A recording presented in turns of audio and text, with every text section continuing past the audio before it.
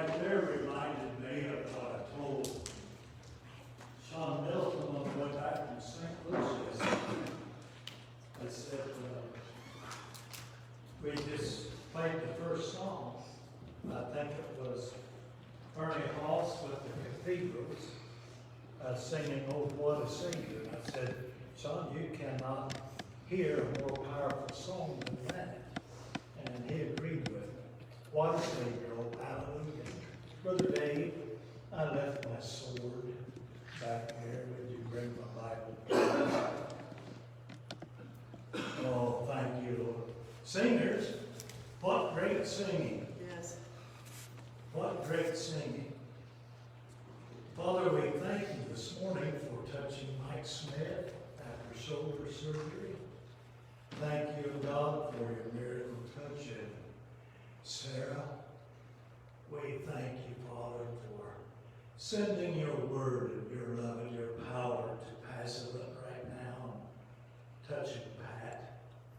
We just thank you, God, for meeting all these needs. Thank you for being our healer, our baptizer, our Savior. He's our great physician. Thank God for the old chorus.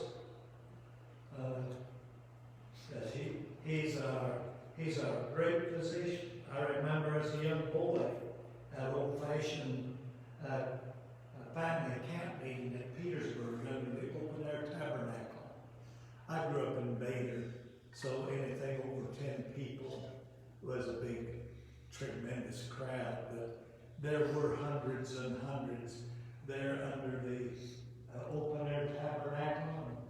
I remember in one morning service, this young man, this teenage boy, I think like 12 or 13, sit there and heard him saying, "Oh, hallelujah, he's all I need. Christ is the answer to all our longing. He's the answer to all my needs. Savior, baptizer, the great physician. Oh, hallelujah, he's all I need." And this young man sat there in awe. Without stretching the imagination, they had to sing that chorus at least 20 times. And that wasn't well known back in those days. I mean, we're into it here at our church where we'll sing the chorus over and over and over again. But back in those days, it was a rare thing. But the Spirit moved, and this young boy looked across that huge outdoor tabernacle, and 100% of human beings, 100%, thank you, Sean, I'm getting back in camera. I got excited. I walked out of camera here. But people, 100%, hundreds and hundreds, several thousand, with hands raised, the Spirit just descended upon that group of people. It was a special, sovereign visitation from God. And yeah, I imagine we sang that chorus 20 times. But what beautiful songs this morning. What beautiful songs. So I thank God He is our great physician, and they came far too late. Now, a lot of preachers that came out of liberal Bible schools and were taught against the virgin birth. They were taught against the Immaculate Conception. They were taught that there were no more healings and miracles in the day in which we live. But I want people to know, hey, you came too late to tell this old country boy that there's not any miracles since the early church. I know better. I know better. I want to talk to you this morning. I don't think a gospel message necessarily has to have a title other than Jesus. That's good enough. So we don't need a title. But if this one this morning had a title, it would be called Bird Brains. Birds get a bad rap. I think God's been getting a message across to our local congregation and to all those following us live streaming, because Lexi brought a touching and emotional message about God leaving, Jesus leaving the 99 and going after the one that was lost. And she included about how God cares for the birds of the air and how God feeds them. Then the girls together, Cameron and Lexi, and their midweek teaching. Once again, I think their beginning series was on God feeding the birds and clothing the lily of the field. And then the guys' tag team series, they brought out comments on God feeding the birds. And believe it or not, even though all of this teaching and emotional messages about God feeding the birds, I enjoyed it tremendously. Still, all of that did not influence this morning's message. My mind has been on the birds, how that God, if He loves the birds and He can clothe the lily of the field, how much more does He love you and me? I've studied birds for years. I've watched their habits. I've watched their seemingly sometimes humorous and odd ways they walk and the way they do things. I never joined the Audubon Society, but I may one day. But I still think that bird watching is very neat and interesting. But as I said, birds get a bad rap. Have you ever been called bird brain? I have. I'll tell you how I handled it.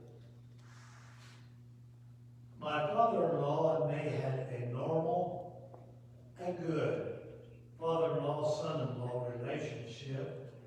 But in joking, here was his style of joking and having fun.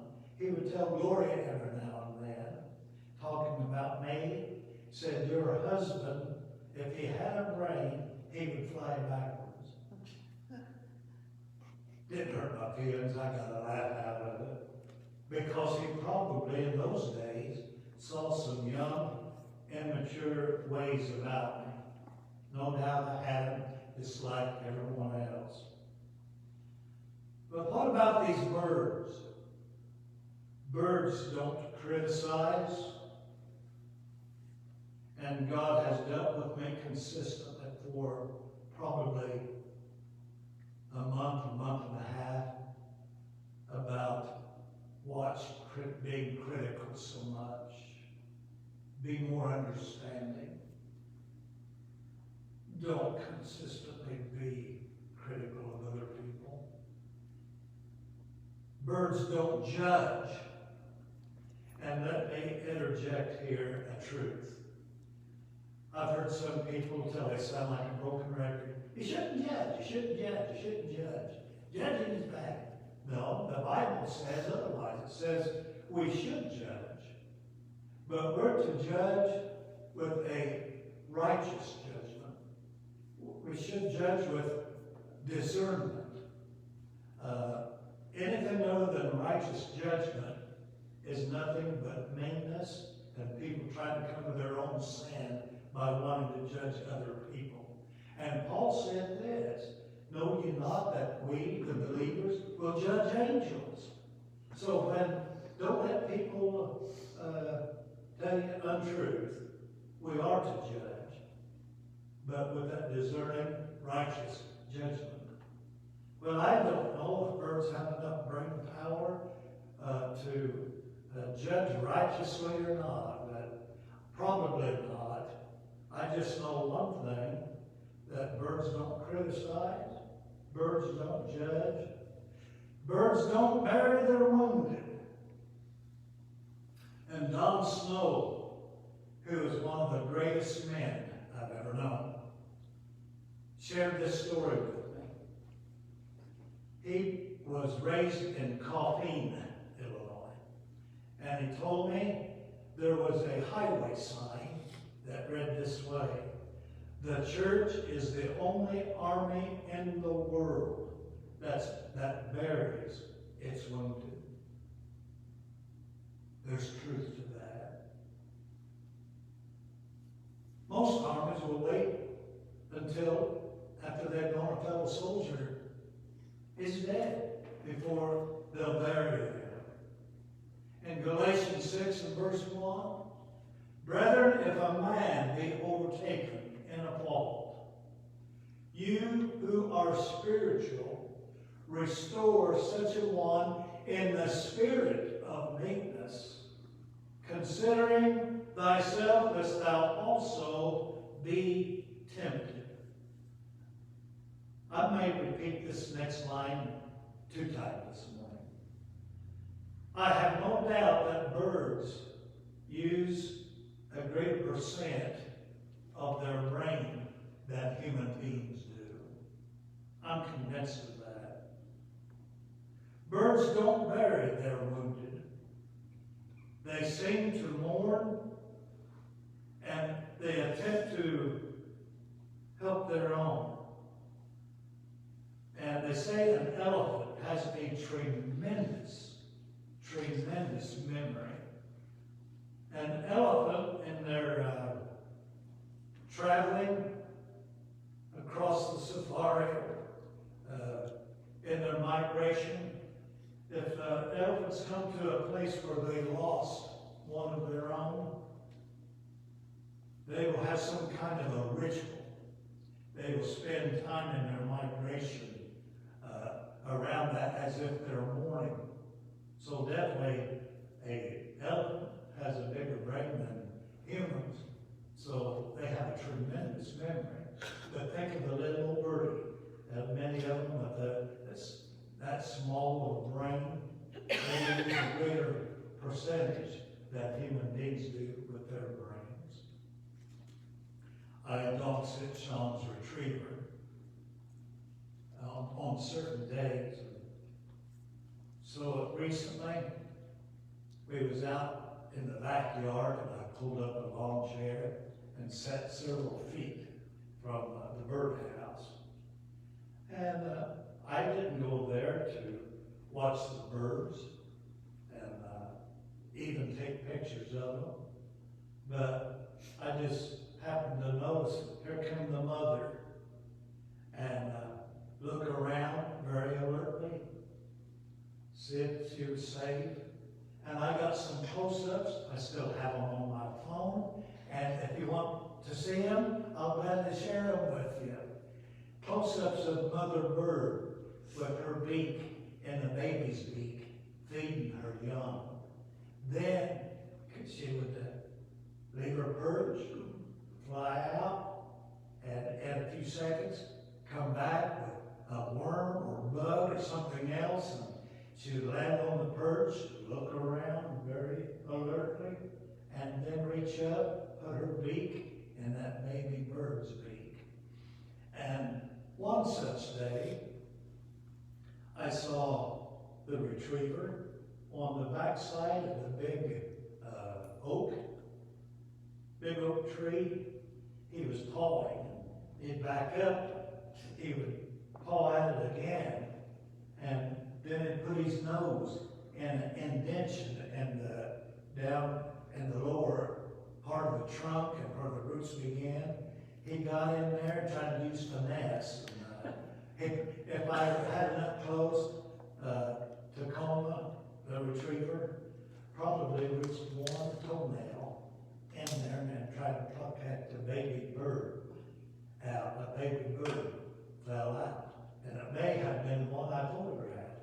But anyway, I thought, what is Tacoma doing? And I got up and went around the backside, and I soon spotted that wren. My brother calls it a Jenny wren. It's a little baby wren that fell out of the nest. And so I pulled the dog back so that he wouldn't paw at it anymore and try to reach in and get it with his teeth. I ran him in the house so that he wouldn't pretending to bother the little birdie. And I went in the garage and got a ladder, brought it back. Years ago, when I was younger, I would not have given it any thought to care for that bird. But I'm a softie anymore. And I got that little birdie, got up the ladder, easily put it back in the hole in the bird box. And I would like to have a good feeling that I saved that little bird's life. So, yeah, folks, I guess I am a softie as I get older. But anyway, I love bird watching. And I've got maybe 12 or 15 pictures of the bird, the mother bird feeding the little one. I think you'd like to see it. I don't know why you wouldn't. But in Matthew chapter 6, it says, behold, the fowls of the air. The verse says, consider the lilies of the field. I brought a message one time, I think it's soon to come up again. In Haggai chapter 1, it says twice, consider your ways. Consider your ways. When we have a trial in our life, we may make the comment, God has it. Does he? Does God have you? If God has you, then he has it, the situation.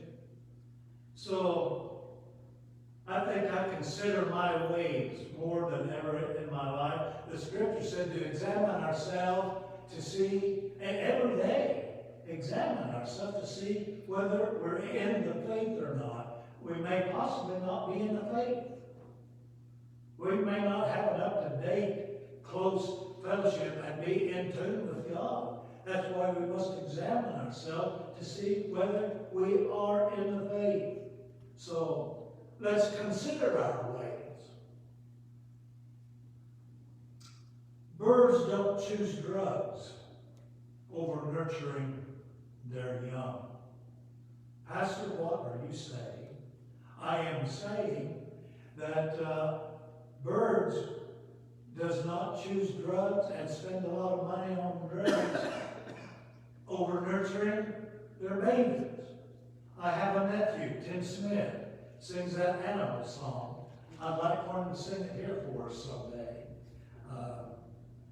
I won't attempt to give the words. I would imagine I know Sean and Holly, they could probably sing every word of that animal song, but the essence of the song is that animals have more sense than a lot of people. That's one of the lines. Animals have more sense than a lot of people. Birds don't overeat like I do. Birds are not into gluttony. They're on the move from sun up to sunset. And they get plenty of exercise. Birds are smarter than many human beings. They get plenty of exercise. They don't overeat. I don't think you've ever seen a fat bird, unless we call it some human being. Do you know that fat bird? Birds, no, they don't overeat. They're intelligent. And if you don't believe that they're on the move from sun up to sundown, this very time of the year, our shortest day is the 21st. Man, that's coming up quick. Shortest. I said the shortest. Well, that's December 21st. The longest day is June 21st. The sky starts getting pink, I think around 4:15, 4:30 in the morning. And if you're awake at that time, open the door or the window and listen to those birds carrying on outside. And you definitely know it when you get up on your windowsill or your bedroom beds and they start in. I mean, they're on the go. So, check it out. Get up at 4:30 in the morning. You might be amazed at what you hear and what you see. Alfred Hitchcock, he sure missed the main focus on birds. We know he portrayed them in his movie as being terrorists. Most birds are not terrorists.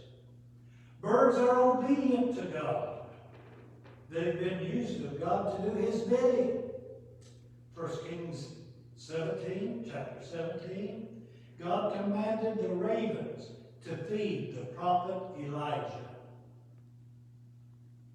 In the book of Genesis, chapter 8, Noah sent out first a raven to see if the waters had dried up from the flood. And it said the raven went to and fro until, I guess it just kept going to and fro.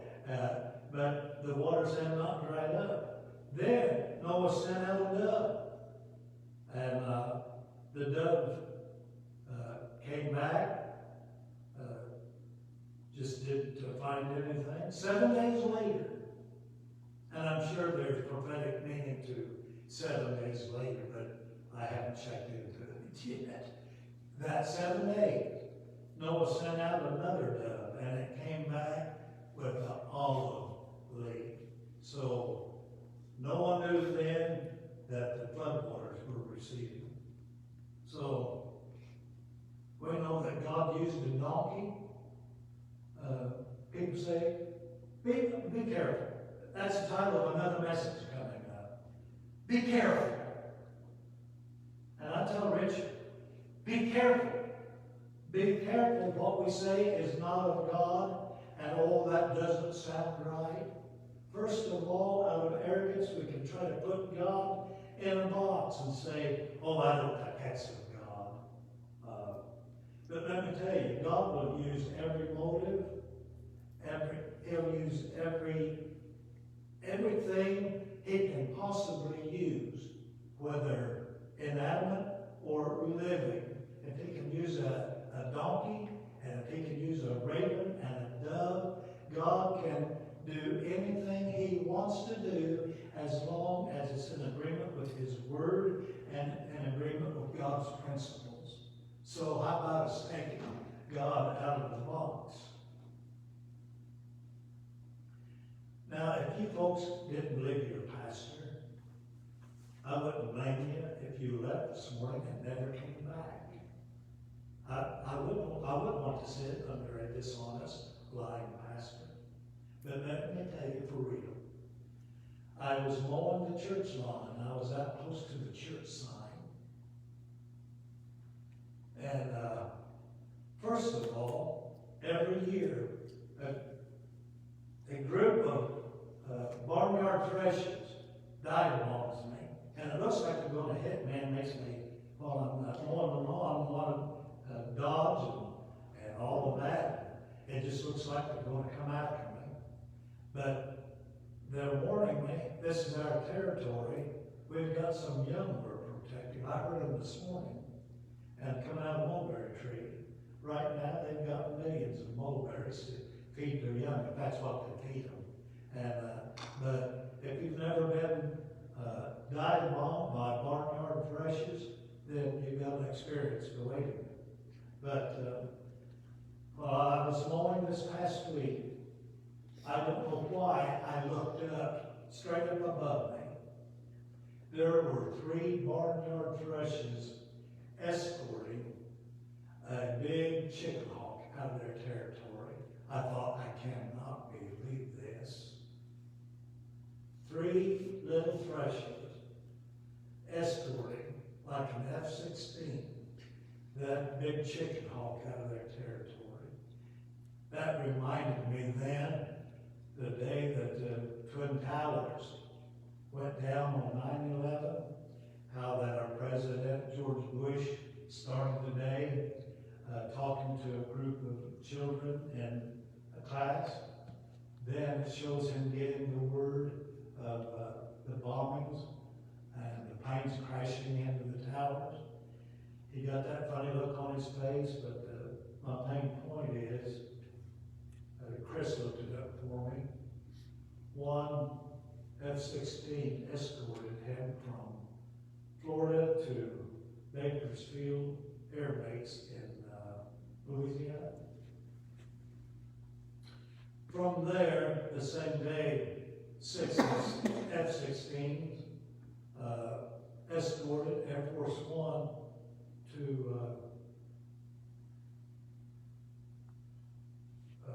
Nebraska.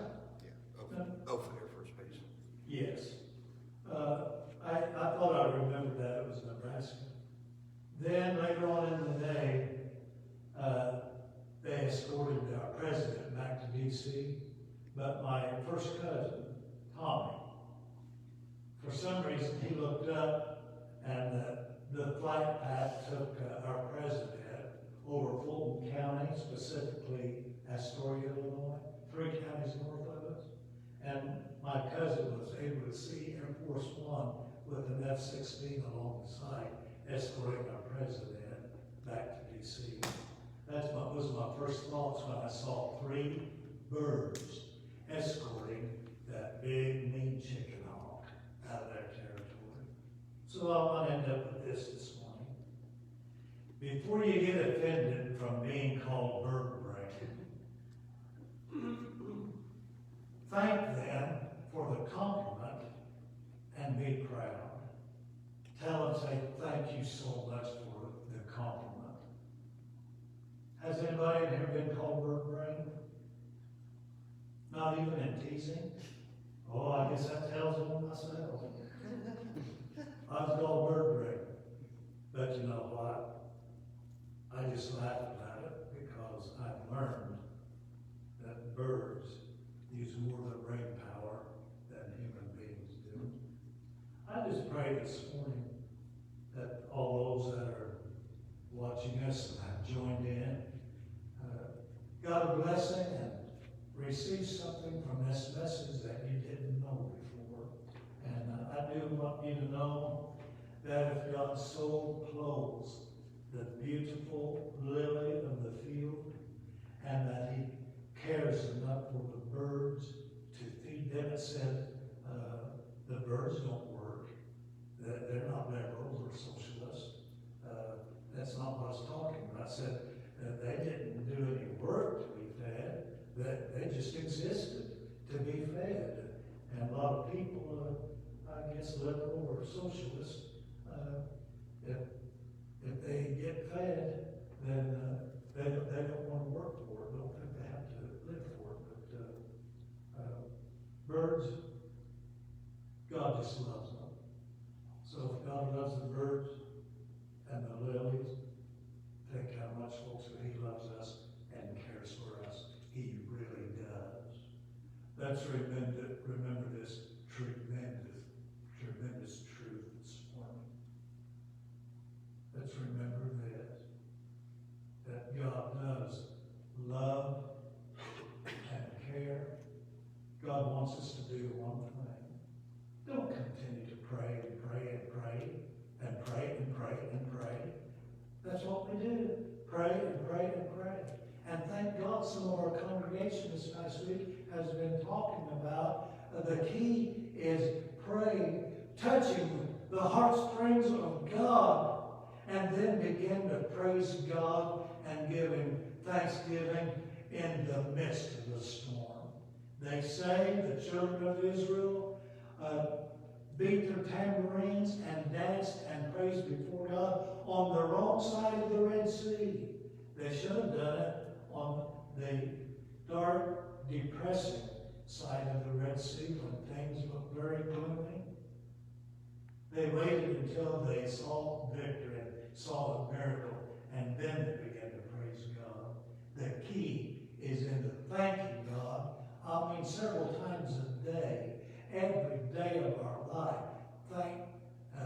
Thank God, give Him thanks, give Him honor, give Him praise, and that is the quickest way for us to receive healing and miracle in our lives. It's been a pleasure to bring this message of birthrights to you this morning. So let's pray.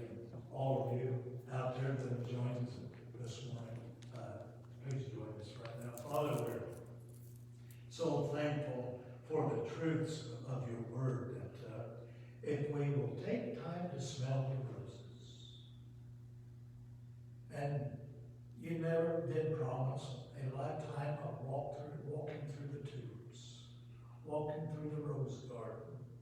There are times when we go through temptations, trials, things in our life, God, that brings us a spiritual battle. Then, God, when we learn to thank you and give you honor and praise, and that is a steadfast, solid promise and instruction in your word that we love you and we thank you.